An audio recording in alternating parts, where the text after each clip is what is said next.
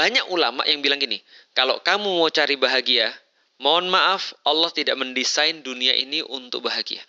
Lalu aku juga berpikir, iya ya, jangan-jangan aku nih mencampur adukkan antara bahagia dan ketenangan. Jadi sebenarnya yang aku maknai sebagai rasa happy, itu sebenarnya tenang. Aku tenang ketika ada istriku. Aku pikir aku bahagia ketika aku nikah. Tapi sebenarnya aku tenang ketika aku nikah. Allah tidak mendesain kebahagiaan di dunia. Allah desain kebahagiaan itu di akhirat. Dunia ini tempat ujian. Dan yang paling pol yang kamu dapatkan adalah ketenangan. Tapi kita mengartikan ketenangan itu juga dengan kebahagiaan.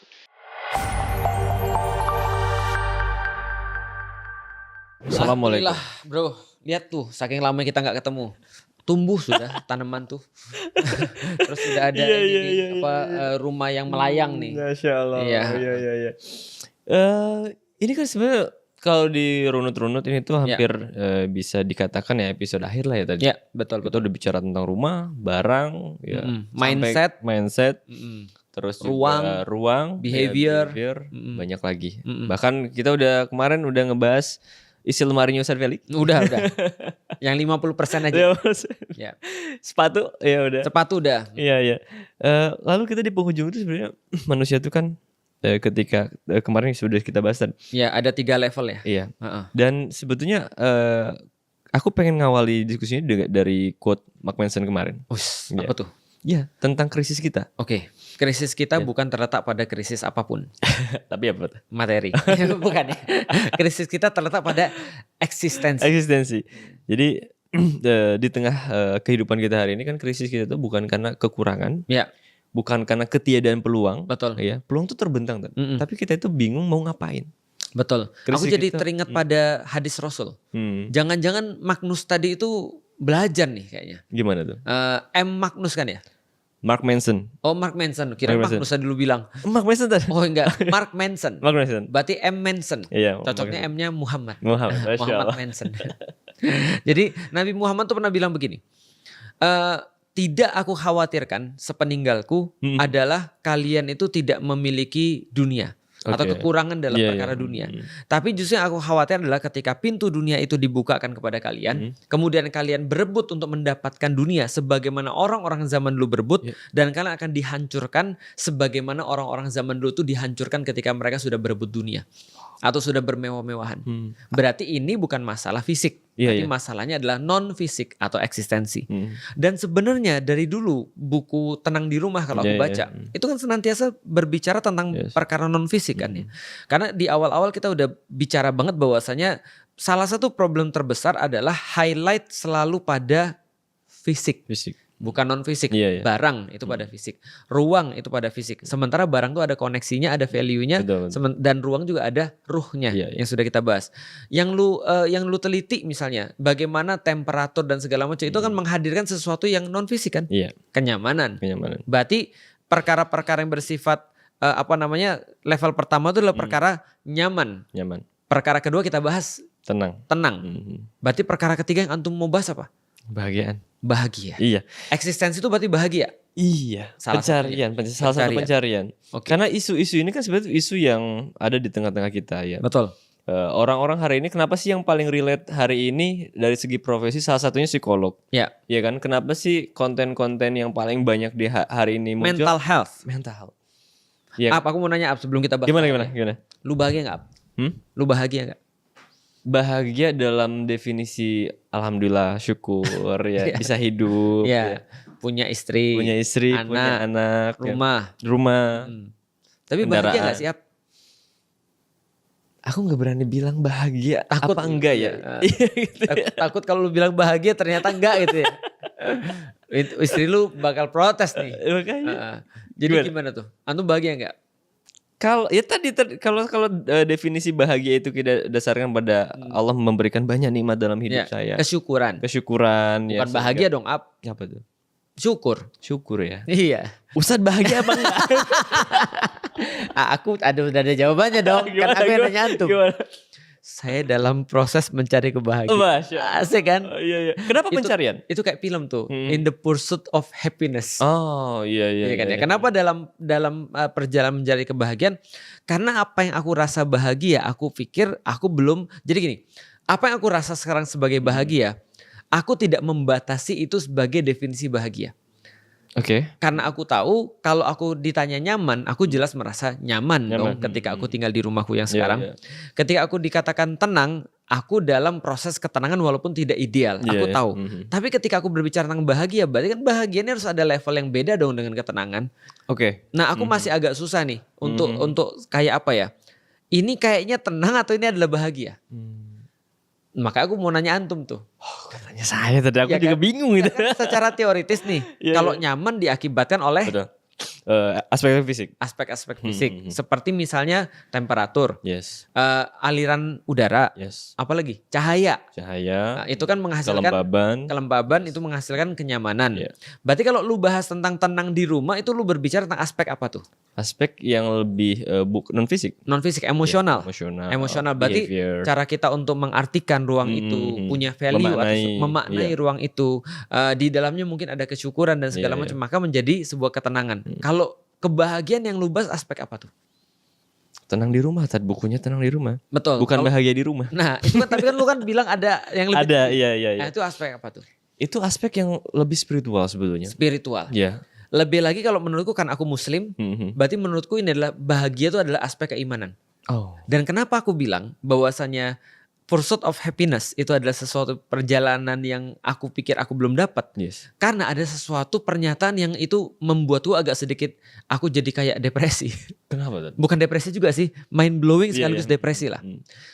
Ada ulama, banyak ulama yang bilang gini, kalau kamu mau cari bahagia, mohon maaf, Allah tidak mendesain dunia ini untuk bahagia. Oh. Aku jadi bingung. Sebentar, aku jadi mempertanyakan yang aku rasa ini apa.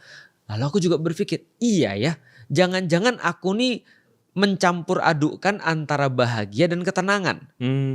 Jadi sebenarnya yang aku maknai sebagai rasa happy, itu sebenarnya tenang. Aku tenang ketika ada istriku. Aku pikir aku bahagia ketika aku nikah. Tapi sebenarnya aku tenang ketika aku nikah. Jadi itu bertepatan dengan kata-kata Al-Quran. Litaskunu ilaiha, artinya agar kamu tenang bersamanya. Bukan kamu bahagia bersamanya. Dan aku juga jadi ngerti ketika misalnya aku lepas daripada satu hal yang buruk, itu juga aku bukan bahagia, tapi lebih kepada tenang. Tapi supaya nggak bingung sama orang-orang, aku bilang ya bahagia. Jadi konsep bahagia itu menurut ustadz-ustadz tadi, ulama-ulama tadi, Allah tidak mendesain kebahagiaan di dunia. Allah desain kebahagiaan itu di akhirat. Dunia ini tempat ujian, dan yang paling pol yang kamu dapatkan adalah ketenangan. Tapi kita mengartikan ketenangan itu juga dengan kebahagiaan. Oh, rumit ya? Iya sih. Oke. Lantas kalau berarti di dunia ini kita cuma mencari ketenangan dong? Aku percaya kita dikasih sampel kebahagiaan. Makanya kan kadang-kadang kan semuanya kan diibaratkan dengan itu kan ya. Contoh misalnya ketika Rasulullah SAW tuh berkata begini sama para sahabat. Tidaklah yang kalian rasakan di dunia itu seperti ketika kalian mencelupkan salah satu jari kalian ke air, ke laut, maaf, lalu kemudian kalian angkat. Perhatikan berapa yang Anda bisa bawa dari lautan itu. Itulah dunia, sementara yang Allah tahan di akhirat itu seperti lautan itu. Aku jadi berpikir, oke, itu bahagia. Berarti ujian di dunia ini tidak akan pernah membuat orang bahagia, tapi bisa membuat orang tenang. Jadi orang bisa tenang dalam menjalani ujian, orang bisa nyaman menjalani ujian, tapi kalau dia bahagia dengan ujian itu agaknya aneh. Paham gak sih? Apa. Iya. Oke, tapi dengan problem hari ini ya, orang-orang kan pada nggak tenang. Oke lah, kita ngambil satu definisi tenang. Orang-orang pada nggak tenang dalam hidup. Ya, orang-orang ngerasa stres, tertekan gitu. Betul. Ustaz, pernah nggak sih itu orang-orang kan ngerasa rusuh dengan hidupnya, mencari terus. Betul. Tapi dia itu istilahnya hedonic treadmill. Betul. Terus nyari tapi nggak pernah dapet. Kenapa bisa begitu ya? Kenapa? Nah, pertama-tama makanya kita perlu membahas tadi definisi tadi. Oke lah, kita sudahi pembahasan filosofis kita tentang kebahagiaan pada satu titik. Bahwasanya kebahagiaan yang di-spill oleh Allah di dunia itu namanya ketenangan.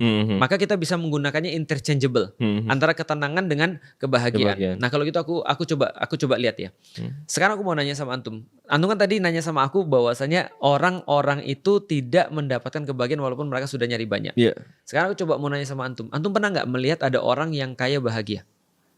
Kaya bahagia. Ya, itu interchangeable dengan ketenangan. Minimal kita lihat. Pernah.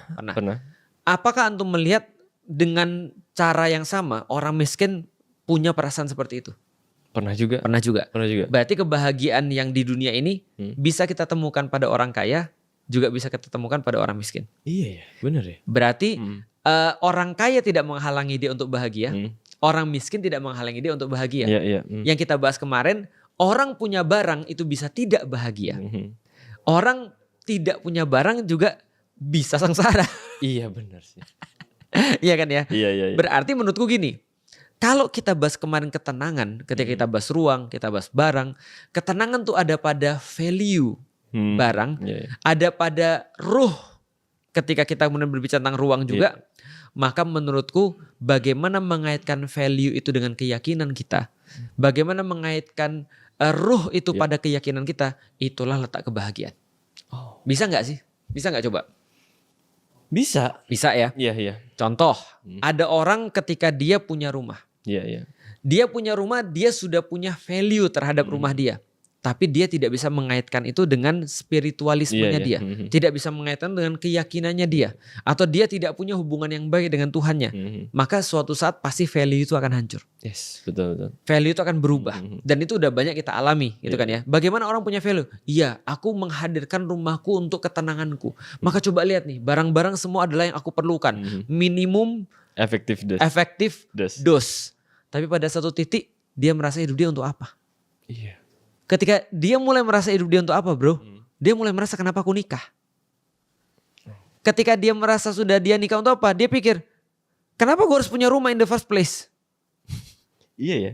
Berarti semua yang tadinya menjadi value bagi dia, mendadak ketika dia nggak ngerti tentang dirinya sendiri, atau dia nggak ngerti tentang tujuan hidupnya mau kemana, atau dia ngerti tapi cuma terbatas pada dunia aja, pada ujung-ujung hari dia akan merasa stres. Benar-benar ketat. Tapi aku tuh ngamatin gini Tad. Di dunia kita hari ini, di peradaban barat maupun timur sebenarnya sama aja kan sekarang itu. Betul. Orang kan kalau kita nyari alasan argumen untuk hidup, why kita, itu kan mereka tuh nganggap cuma ada dua. Apa tuh? Yang pertama, alasan sesuatu itu kita ambil ya karena ada keuntungan di situ. Itu yang pertama. Ada benefit. Iya, ada benefit di situ. Yang kedua itu alasan-alasan yang filosofis tapi juga bingung sebenarnya. Istilah filsafatnya itu deontological ethic. Apa? Istilah etika deontologis. Deontologis. Iya, etika deontologis. Orang kemudian melakukan sesuatu ya karena pengen sesuatu itu. Orang nikah ya karena gue pengen nikah. Orang kenapa kamu jujur? Ya karena saya pengen jujur. Itu kan yang dikatakan Sohokji di bukunya catatan seorang demonstran itu. Iya. Jadi kan ada dua hal itu. Make sense gak sih? Nggak make sense sih. Menurutku membingungkan sih. Jadi gini, contoh ya. Kenapa aku pengen nikah? Ya karena aku pengen nikah. Ya terus kenapa lu pengen? Ya kan aku pengen gitu kan ya. Itu kan itu. Ya lakukan sesuatu karena itu sendiri, karena hal itu sendiri. Menurutku sih agak membingungkan sih. Mungkin filosofis iya, tapi menurutku agak membingungkan. Karena contoh kayak aku ya. Aku percaya dengan disiplin. Oke. Disiplin itu adalah ketika kita bisa memaksakan untuk melakukan sesuatu yang kita nggak suka, seolah-olah kita suka. Ya kan ya. Tapi bukan karena aktivitas itu sendiri, karena kita tahu bahwasanya disiplin ini akan membawa kemana. Itu kan penting banget. Dan kita nggak bisa hidup, setidaknya aku nggak bilang semua orang. Setidaknya aku nggak bisa diyakinkan dengan cara lu harus kerja karena lu harus kerja. Aku nggak bisa, karena aku punya akal. Aku akan selalu menuntut kenapa aku harus kerja. Dan menurutku motivasiku, caraku untuk mengartikan sesuatu peristiwa itu akan tergantung banget dengan bagaimana cara aku memaknai why, memaknai kenapa aku harus melakukan hal seperti ini. Nah, ini kan yang kita lihat sebagai value kan ya. Betul. Nah, bedanya menurutku adalah ketika value ini cuma ada di dunia, maka terbatas perhitungannya hanya pada dunia. Ketika value ini ada di akhirat, maka sebatas itu juga. Contohnya kayak gini deh. Contoh ya. Coba antum bayangin. Orang punya rumah. Lalu kemudian dia merasa tenang. Karena dia tahu bahwa rumah ini adalah tempat yang memberikan dia sebuah kenyamanan. Yang memberikan dia sebuah tempat perlindungan. Aktivitas bisa diakomodasi di situ. Tapi pertanyaannya kayak kemarin di Turki. Tiba-tiba rumah itu hancur dalam waktu beberapa menit. Iya. Bayangin ada satu orang punya apartemen bro, sudah 60 tahun. Dia tinggal narik rent. Lu di Jakarta aja punya kos-kosan, ya bro ya. 2 kos-kosan, lu bisa hidup. Yes. Ini kos-kosannya ada 80. Wow. Satu apartemen bro, dan itu terus menerus, laku terus. Iya. Lu udah punya jaminan dong. Tiba-tiba itu runtuh. Lu bisa merasa tenang gak? Susah itu. Tapi ada orang yang ketika ditanya dia bilang ini semua dari Allah, akan kembali kepada Allah. Ajib. Paham gak sih? Iya, paham. Berarti ini kan beyond ketenangan nih. Orang bisa tenang Itu ketika dia bisa memaknai emosionalnya dia. Tapi ketika nggak ada bisa dimaknai, dia mau bersandar kemana tuh? Iya bener ya. Lah berarti ketenangan itu ada hubungannya dengan nilai spiritual. Yang nilai spiritual beyond world. Ketika dunia sudah tidak mampu lagi untuk menyediakan alasan-alasan kita untuk bisa bersyukur. Kita masih punya cantolan akhirat. Oke. Di titik itu menurutku manusia bisa banget untuk mendapatkan benefit daripada spiritualisme itu. Dan ini yang menariknya juga orang barat itu kan meneliti. Ada lembaga namanya McKinsey. McKinsey itu kan juga meneliti tentang seberapa pengaruh sih spiritualitas terhadap ketahanan. Gitu. Iya, ketahanan orang. Ketahanan orang, mental health, kesehatan, dan satu indikator lagi kemapanan dalam bersosial. Oke, finansial enggak? Enggak. Ya karena banyak orang yang beragama miskin itu. Ya oke. Ya memang banyak kan. Banyak. Ya, jadi riset McKinsey itu kan dia kalau ngambil data kan nggak kira-kira puluhan ribu orang yang dia survei itu. Surveinya itu menariknya gini. Hasilnya meskipun spiritualitas ala barat berbeda dengan spiritualitas kita. Orang barat itu mengartikan bahwa spiritual itu kita cuma bergantung pada yang lebih dari kita, lebih besar dari kita. Betul. Tapi tidak spesifik apa. Biasanya mereka ke alam nantinya. Ke semesta, ke alam ya.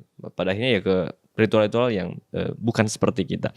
Tapi di riset itu menunjukkan bahwa orang dengan tingkat spiritualitas yang lebih tinggi dalam hidupnya, dia tuh dalam kesehatan bisa 1,9 kali lebih sehat daripada orang yang tidak berspiritual. Hampir 2 kali lipat. Ya. Kemudian dari kemapanan dia bersosial tuh bisa 2,3 kalau nggak salah. Lebih besar daripada. Tapi ketahanan mental itu hampir 3,8 kali. Lebih tahan daripada orang-orang yang nggak punya. 4 kali lipat. 4 kali lipat. Berarti teman-teman kita ini yang mereka ini hidupnya itu tidak bersosialisasi gitu kan ya, itu kayaknya nggak spiritualis juga itu. Temu orang ribut mulu gitu kan ya, berarti itu bukan spiritualis. Bisa jadi. Ya bisa jadi. Sebenarnya penelitian itu tadi. Penelitian itu. Tapi yang paling penting ternyata orang-orang yang mereka itu punya kaitan dengan spiritual, mereka lebih tahan menghadapi kehidupan. Atau bisa nggak sih kita bilang begini, kalau ini kan ada 3 level ya, ada level nyaman, ada level tenang, ada level bahagia. Nah kalau bahagia ini masih interchangeable karena kita masih di dunia, tapi ini berkaitan dengan spiritualisme, berarti orang-orang yang secara spiritual mereka itu sudah bagus, itu menjadi buffer untuk ketenangan dia dan kenyamanan dia. Atau lebih gampangnya lagi, orang yang lebih spiritual lebih mudah mengakses ketenangan dan lebih mudah mengakses kenyamanan. Benar gak sih? Yes. Makanya ada orang ya, bukan orang, aku contoh misalnya kayak gini. Aku ketika ada di tempat-tempat yang misalnya contoh ya, yang mungkin bukan standarku. Tapi ketika aku tahu aku akan mendapatkan balasan dari hal ini, dia akan lebih merasa tenang dong, atau merasa nyaman. Atau ulama-ulama yang bilang, penjara adalah tempat istirahatku. Ya kan? Ketika aku dibunuh itu adalah pertemuan dengan Tuhanku. Dan seterusnya dan seterusnya. Berarti kan dia bisa memaknai perkara fisik dari modal perkara spiritual ini. Kalau di rumah gimana caranya tuh? Hidup itu sepaket dengan masalah. Dan masalah itu yang sebenarnya membuat kita tuh jadi berarti. Nah dia dinilai karena dia punya masalah. Oke. Berarti kalau orang ada yang gak punya masalah, itu adalah masalah sesungguhnya karena dia gak punya nilai. Atau dia menghindari masalah. Nah berarti sebenarnya tenang itu bukan tidak punya masalah. Sama seperti ketika ada orang berukhuwah, itu bukan berarti tidak ada masalah. Kalau ada orang berkata bahwa dia pengen tenang karena itu dia nikah, dia salah. Nikah itu yang dicari bukan hanya tenang, tapi bagaimana bermasalah lalu menyelesaikan permasalahan itu, baru lu jadi tenang.